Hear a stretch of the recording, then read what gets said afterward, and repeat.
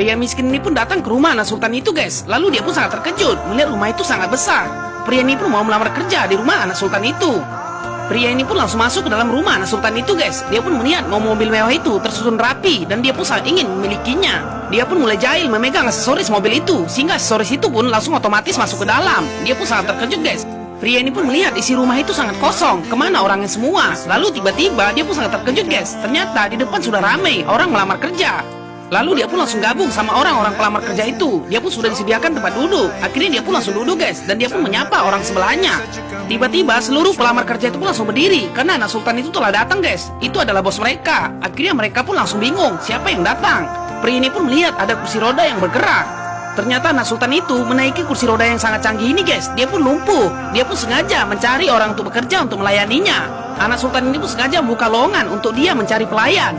Pria ini pun bingung melihat anak sultan itu. Tubuhnya cacat tapi harta kekayaannya banyak. Sedangkan dia tubuhnya normal tapi tidak ada hartanya. Asisten anak sultan itu pun langsung datang. Pria ini pun langsung melihat bahwasannya gadis itu sangat cantik, guys. Asisten cantik inilah yang telah membantu anak sultan itu, guys, untuk mencari pelayan untuk tuannya. Pria ini pun malah tidak fokus dengan pekerjaannya. Dia pun terus memandangi asisten yang cantik itu. Seluruh pelamar kerja itu pun langsung duduk, tapi pria ini pun malah berdiri. Dia pun tidak melepas pandangannya, guys, kepada asisten cantik anak sultan itu. Lalu dia pun langsung duduk lagi. Akhirnya seluruh pekerja itu pun langsung dipanggili. Mereka pun akan diinterview, guys.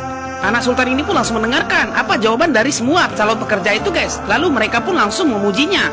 Anak sultan ini pun tidak tertarik semua jawaban dari calon pekerja itu, karena mereka hanya mengasihaninya. Dia pun tidak ingin ada orang yang mengasihaninya, guys.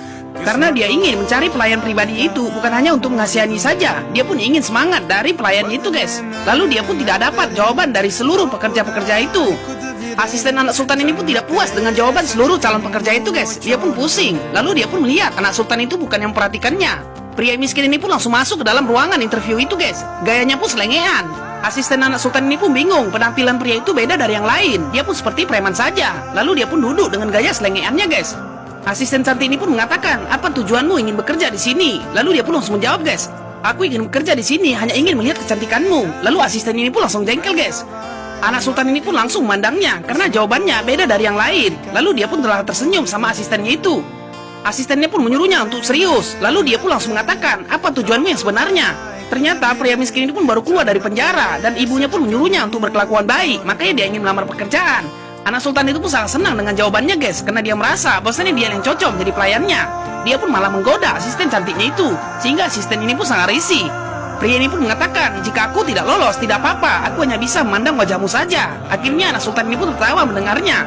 Lalu dia pun langsung pergi dari ruangan interview itu, guys. Tiba-tiba anak sultan itu pun langsung manggil namanya. Dia pun malah memandang